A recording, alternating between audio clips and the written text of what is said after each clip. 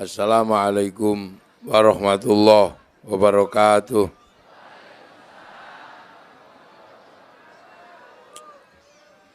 Om Swastiastu.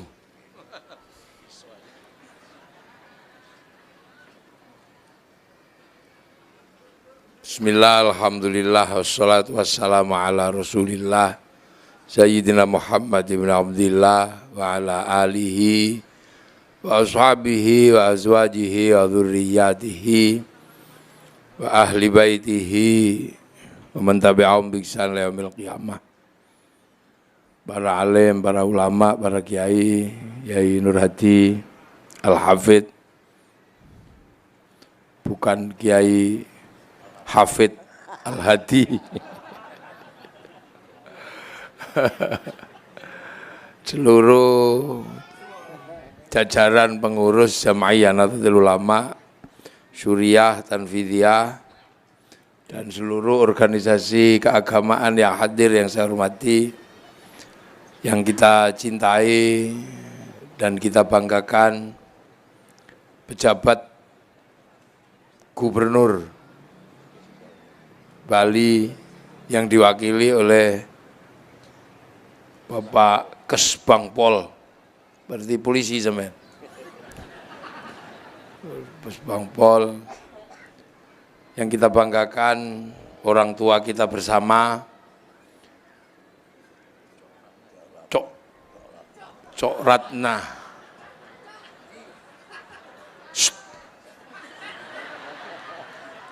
Anak-anak santri kok rasopan.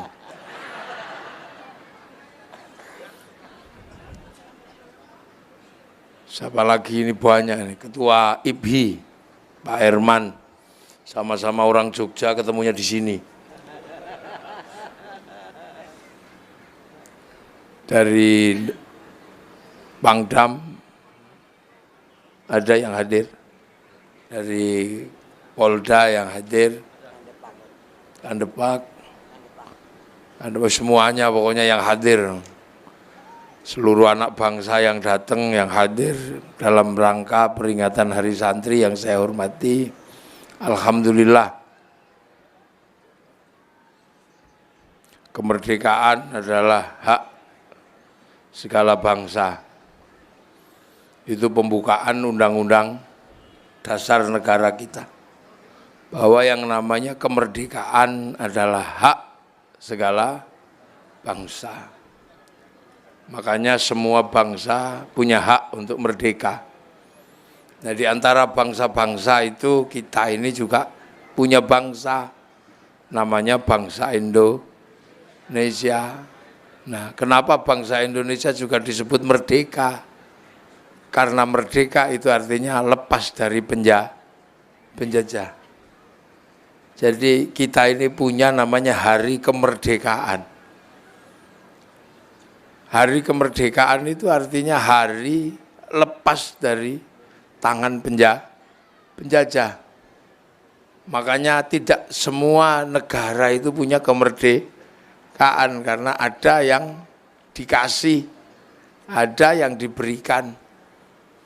Dan catatan sejarah dunia sekali lagi mencatat bahwa satu-satunya negara di dunia yang merdeka karena berperang melawan penjajahnya, satu-satunya adalah Indonesia. Jadi satu-satunya negara yang merdeka karena perang melawan penjajahnya adalah Indonesia. Artinya jangan main-main dengan bangsa Indonesia kalau urusan perang. Jadi jangan menyinggung bangsa Indonesia, siapapun yang rukun. Karena catatan perang terbesar dari sebuah negara yang merdeka, yang merebut kemerdekaannya itu Indonesia. Itu makanya jaga betul rasa aman dan jaga betul harga diri bangsa Indonesia. Karena kalau enggak, jangan dikira bangsa ini diam itu tidak ahli perang. bangsa ini jago perang. Karena bangsa ini mencatat bahwa 1250 sekitar 800 sebelum Indonesia merdeka. Bangsa ini pernah mengalami perang terbesar dalam sejarah perang di dunia.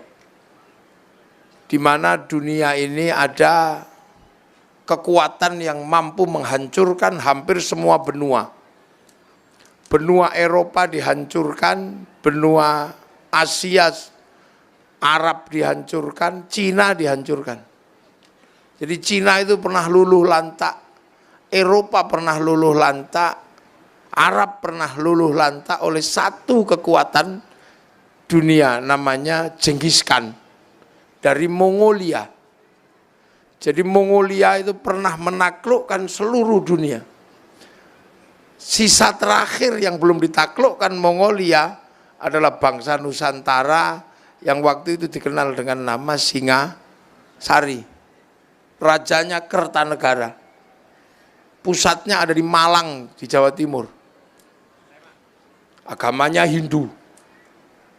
Ini catatan sejarah. Maka Mongolia mengirim utusan untuk minta Raja Singasari namanya Kertanegara agar takluk dan menyatakan tunduk pada Mongolia karena seluruh dunia sudah ditaklukkan. Apa jawaban Kertanegara? Bukan jawaban yang baik, tapi utusan Mongolia yang namanya Menci dipotong telinganya sama Kertanegara.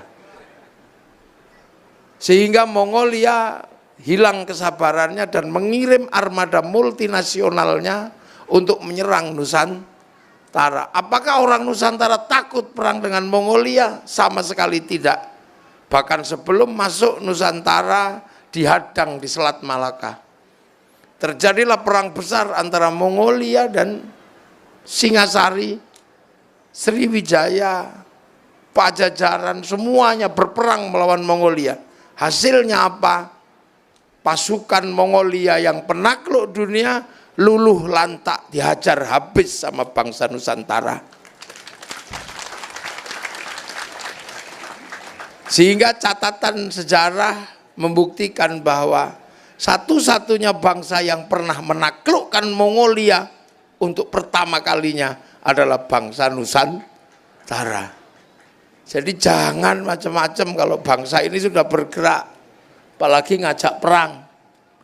Makanya jangan dikit-dikit ribut. Itulah makanya karena bangsa ini punya pengalaman strategi perang yang luar biasa, akhirnya menyadari jangan sampai perang menjadi identitas bangsa. Maka semua cari jalan keluar. Bangsa yang tadinya jago bertarung harus menjadi bangsa beradab. Dan bangsa beradab itu disimbolkan dengan mari hidup berbeda-beda tetapi tetap satu jua, dikenal dengan nama Bhinneka Tunggal Ika. Maka bangsa ini menjadi sesuatu yang istimewa hari ini. Ketika tiba-tiba semua orang mengingat dan menyampaikan beberapa analisa besar. Kenapa Arab satu bangsa bisa pecah puluhan negara? Kenapa Afrika satu bangsa bisa pecah puluhan negara? Kenapa Cina bisa pecah beberapa negara? Tapi kita puluhan bangsa, suku dan agama mampu bersatu dalam satu negara kesatuan Republik Indonesia. Karena kita bangsa yang kenyang. Makanya ketika Belanda mengganggu kemerdekaan Indonesia, Belanda mengganggu kesatuan bangsa ini, semua berperang dan tidak ada yang mundur. Lahirlah pahlawan-pahlawan di masa revolusi yang sampai hari ini dikenal dengan nama pahlawan nasional. Di sini ada pahlawan besar namanya Gusti Ngurah Rai, Gusti Ketut Jelantik, banyak sekali pahlawan. Di Kalimantan ada Pangeran Antasari, Geser ke timur ada Sultan Hasanuddin, geser ke timur lagi ada Patimura, ke barat ada Sisingamangaraja, ada Sultan Badaruddin, di Jawa ada Pangeran Diponegoro, ada Sultan Agung. Itu membuktikan apa? Bahwa jangan ganggu bangsa ini dengan perang. Makanya ketika ganggu Surabaya, santri yang asli penduduk bangsa Indonesia, makanya namanya santri, karena asli sini. Jadi ketika Islam datang ke sini, ketemu bangsa ini sudah jadi. Karena apa? Rasulullah itu lahir tahun 571. 571 tahun 600 baru diangkat menjadi Rasul. Tahun 600. Sampai bisa bayangkan tahun 600 Mekah disebut jahiliyah. Jadi yang jahiliyah itu bukan seluruh dunia, yang jahiliyah itu di Mekah itu. Karena di sini tahun 300 sudah berdiri kerajaan Kutai Kartanegara. Artinya bangsa ini bukan bangsa sembarangan. Tahun 300 sudah bisa menata dirinya, membentuk kerajaan besar namanya Kutai Kartanegara.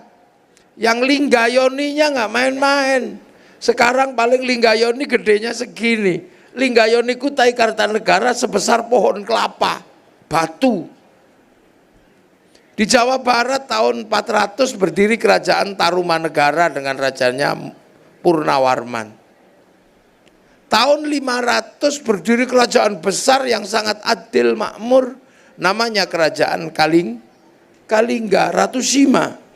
Tahun 450 berdiri kerajaan Kanjuruhan di Malang. Yang kemarin lapangan sepak bolanya menjadi tawuran itu. Itu karena memang di tempat itu dulu perang antara kerajaan Kanjuruhan. Semua bangsa ini sudah bergerak. Makanya ketika tahun 1400 Islam datang ke sini, ketemu bangsa yang sudah beradab, ketemu bangsa yang maju. Para ulama, para kiai, para pemuka agama ketemu dengan para brahmana yang sama-sama orang hebat, yang satu punya cakti, yang satu punya karomah, ketemu. Belakang enggak dengar, sama aja. Memang soundnya ini.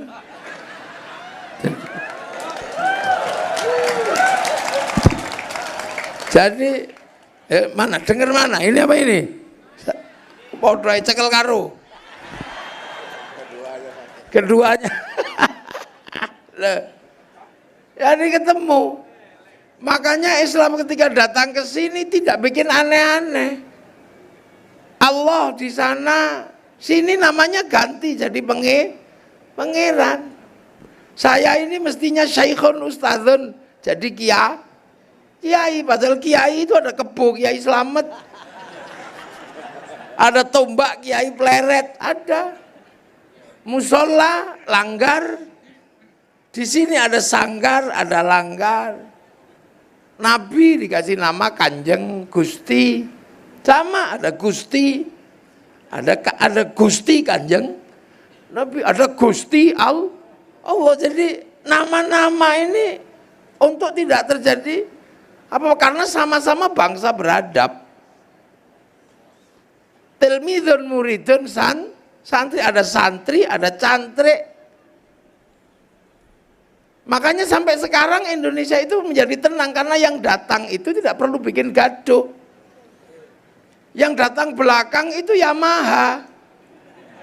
Yang dulu datang itu Honda. Makanya kalau di sini RE King namanya Honda. Jadi nggak perlu gaduh. Yang datang di sini itu adalah orang Hindu. Islam datang dari Gresik, dari Madura, dari apa. Jadi nggak perlu gaduh. Makanya bangsa ini nggak usah gaduh, karena kalau gaduh kejadiannya berbeda. Maka biasa aja. Yang datang pertama itu Aqua. Makanya walaupun IPHI bikin merek air, tetap aja disebut Aqua. Lah itu makanya Allah ya Gusti Allah. Gusti ngurah, Gusti kanjeng, tapi Gusti ketut. Itu sama kan ada Gustinya. Nah kalau tinggal saya nggak pakai ti, tinggal Gus. Iya makanya dulu rame kalau saya gocol-gocolkan sama Bu Gedong Oka dulu. Zaman Gus Dur, ngekek-ngekek.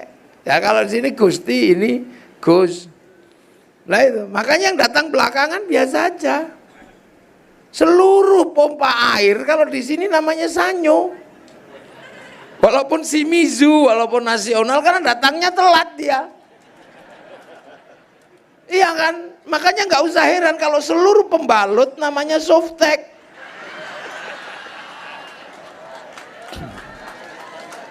Lo apapun kan? Jadi nggak usah emosi kalau tiba-tiba beli Aqua keluarnya Ades, nggak usah marah. Dan paling susah kalau ketemu ibu-ibu. Kalau lebaran paling susah kita ini. Seluruh suguhan itu bungkusnya kongwan. Begitu dibuka isinya rengginang. Nah itu jadi makanya, jadi kenapa ada istilah-istilah itu sebenarnya karena ya istilah ini ketemu. Di sana berbicara tentang bagaimana membangun manusia yang baik. Di sini sudah terjadi hubungan manusia yang baik. Kamu jangan bedakan suku, bangsa, dan keturunan siapapun. Sudah, di sini sudah Bhinneka Tunggal Ika wa ja'alnakum syu'uban wa qabaila lita'arufu. Jadi sebenarnya bangsa ini sudah beradab dari dulu. Makanya bangsa ini nggak perlu, makanya Islam datang nggak perlu ngajari. Kenapa wali itu tidak mengajarkan teori pertanian? Bangsa ini sudah jago bertani karena makanannya adalah makanan padi. Bangsa ini sudah jago berdagang. Makanya kapal-kapal bangsa Nusantara yang panjangnya 75 meter sudah sampai di Madinah lewat jalur sutra. Di laut ini lewat tol laut kalau sekarang. Kalau jalur sutra jalur daratan, jalur laut. Semua sampai.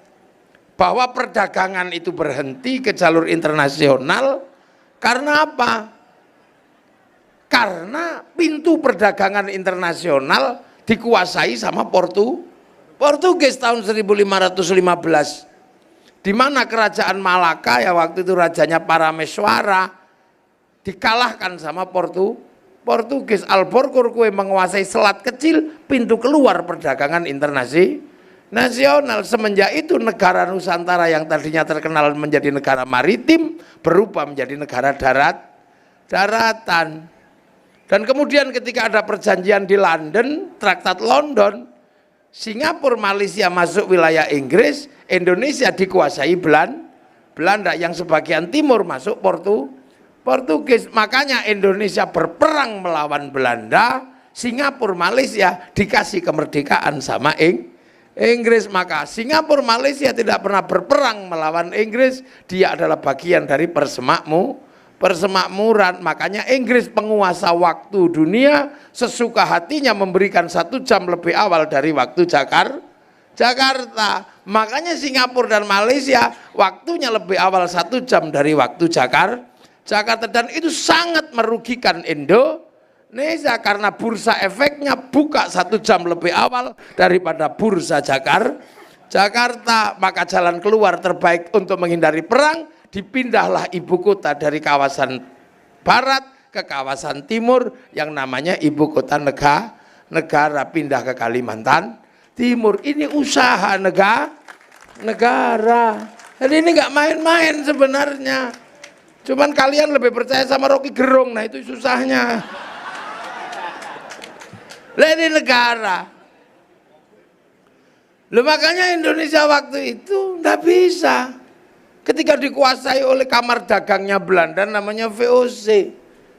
Kita punya identitas, kita punya anak-anak bangsa yang besok harus mengelola tanah airnya. Maka perang terjadi di mana? Dan Belanda sempat nyesel melakukan perang terus dengan ini dengan anak bangsa Indonesia. Terakhir perang melanda dari Makassar sampai ujung Sumatera sana, yang akhirnya puncaknya adalah perang Jawa yang namanya perang Diponegoro. Akhirnya Belanda bangkrut, 2 juta gulden habis, 200.000 tentara terbaik Belanda habis. Akhirnya Belanda mulai menyesal, bagaimana kalau Indonesia ini tidak dijajah dengan perang. Ternyata Belanda kalang kabut kalau perang dengan bangsa Nusantara. Akhirnya lapor anggota DPR-nya Belanda, anggota Volkskrant itu lapor kepada Belanda sana, namanya Van de Venter, rapor kepada Ratu Wilhelmina. Bagaimana kalau Indonesia ini bukan kita jajah dengan perang, karena kita bangkrut kalau terus perang dengan bangsa Indonesia. Mari kita jajah pengetahuannya.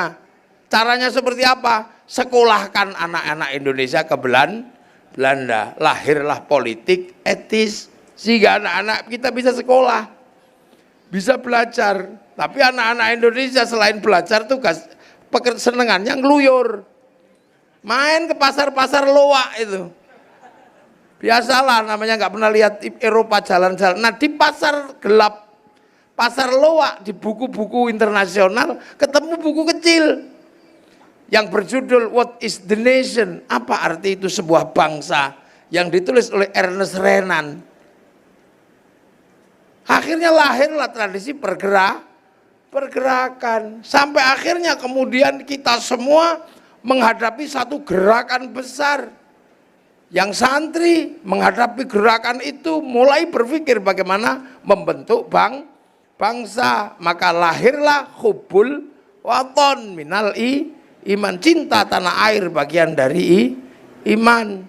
Itu sekitar tahun 1923. Nah, 28-nya semangat persatuan anak bangsa dimulai dengan Sumpah Pemuda, yang akhirnya kemudian menemukan titik temu bangsa ini harus bersatu. Satu bangsa, satu tanah air, satu bahasa.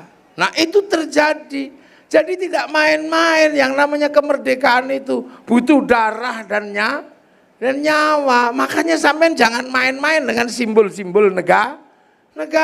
Beruntung kita hari ini lahir tahun sekarang, di mana yang namanya perang itu karnaval. Kalau kita lahir di tahun 45 saat resolusi jihad dikeluarkan, itu darah beneran, bukan betadin.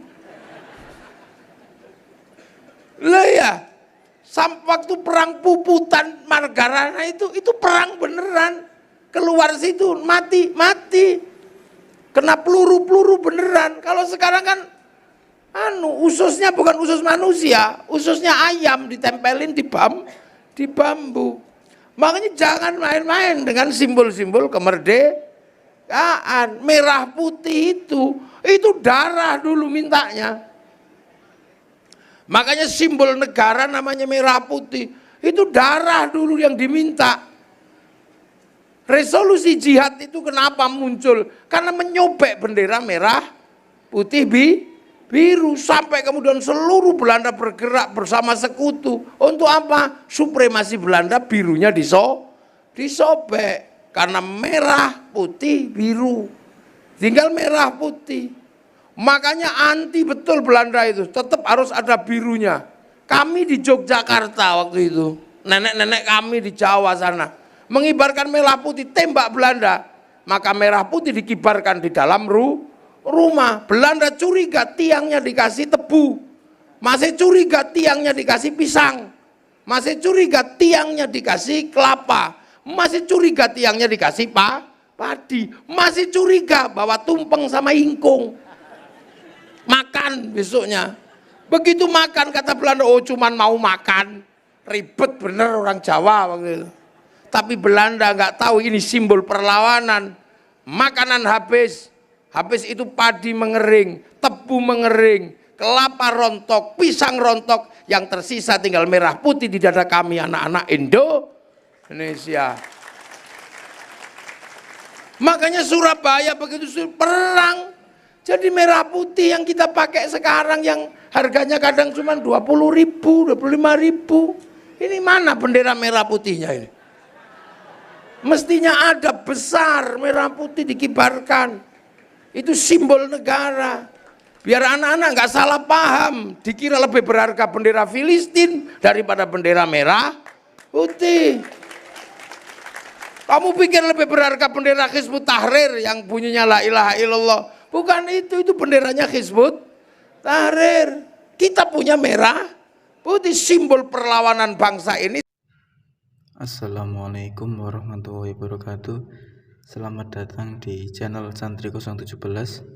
Di sini saya mengajak Anda semua untuk menyelami kembali pengajian Gus Muwafiq yang penuh makna. Video ini tidak hanya menampilkan potongan ceramah beliau, tapi juga saya lengkapi dengan analisis dan pandangan pribadi. Ini adalah bentuk apresiasi dan upaya saya untuk menggali hikmah yang lebih dalam. Harus diakui, ceramah Gus Muwafiq selalu punya daya tarik. Selain ilmu yang beliau sampaikan, gaya bahasa yang sederhana dan humornya membuat kita betah. Menurut saya, humor adalah alat dakwah yang paling cerdas. Beliau mampu membuat ajaran Islam yang kadang terasa berat menjadi ringan, mudah dicerna, dan langsung menyentuh hati. Mari kita bedah lebih dalam bagaimana humor ini menjadi jembatan ilmu beliau. Ada beberapa poin penting dari pengajian Gus Muwafiq yang sangat berkesan bagi saya. Pertama, saya kagum melihat bagaimana beliau menghubungkan ajaran agama dengan realitas hidup sehari-hari. Beliau tidak hanya sekadar untuk membahas dalil dari kitab, tetapi juga memberikan contoh nyata yang relevan dengan kehidupan kita, mulai dari urusan rezeki, hubungan bertetangga, hingga masalah rumah tangga. Ini membuat ilmu beliau terasa dekat dan praktis, membuktikan bahwa agama adalah solusi, bukan hanya teori. Kedua, saya sangat terkesan dengan pesan kesederhanaan yang terus beliau sampaikan. Di era serba digital yang penuh dengan pameran kekayaan, Gus Muwafiq mengingatkan bahwa kebahagiaan sejati datang dari hati yang tenang, bukan dari seberapa banyak harta yang kita miliki. Pesan beliau, jangan terlalu sibuk mengejar dunia sampai lupa mengejar ketenangan batin, adalah tamparan halus yang mengingatkan kita bahwa kebahagiaan sejati bersemayam di dalam diri kita. Ketiga, saya mengamati beliau mengemas dakwahnya dengan kearifan lokal Jawa. Sebagai ulama dari tanah Jawa, beliau sering menyisipkan peribahasa atau pepatah Jawa yang penuh makna. Metode ini sangat efektif karena membuat ajaran Islam lebih mudah untuk dipahami dan mengakar dalam budaya setempat. Beliau berhasil membuktikan bahwa dakwah bisa beradaptasi dengan konteks budaya tanpa mengorbankan esensi ajaran Islam itu sendiri. Dan yang terakhir adalah peran beliau sebagai figur masyarakat yang dicintai. Gus Muwafiq bukan hanya seorang penceramah, beliau adalah sosok yang dekat dengan umatnya, penasehat, pendengar masalah, dan pemimpin spiritual. Beliau berbicara bukan dari posisi yang lebih tinggi, melainkan sebagai seorang ayah, teman, atau guru yang tulus membimbing. Ini mengajarkan kita tentang pentingnya adab dan ketulusan dalam berdakwah. Pesan inti dari video pengajian Gus Muwafiq ini adalah bahwa ajaran Islam yang disampaikan dengan cara yang mudah dipahami dan membumi tidak hanya menambah pengetahuan, tapi juga membawa ketenangan dan inspirasi. Dalam pengajian itu, kita diajarkan tentang pentingnya bersabar dan ikhlas sebagai kekuatan batin untuk menjalani hidup. Kita juga diingatkan untuk lebih fokus pada introspeksi dan memperbaiki diri, alih-alih sibuk mencari kesalahan orang lain. Inti dari semua ajarannya adalah bahwa Islam adalah agama yang mudah, damai, dan menjadi solusi bagi segala masalah kehidupan. Jangan lupa berkomentar dan jangan lupa berinteraksi di channel saya. Saya selaku kreator dari Santri 017. Assalamualaikum warahmatullahi wabarakatuh.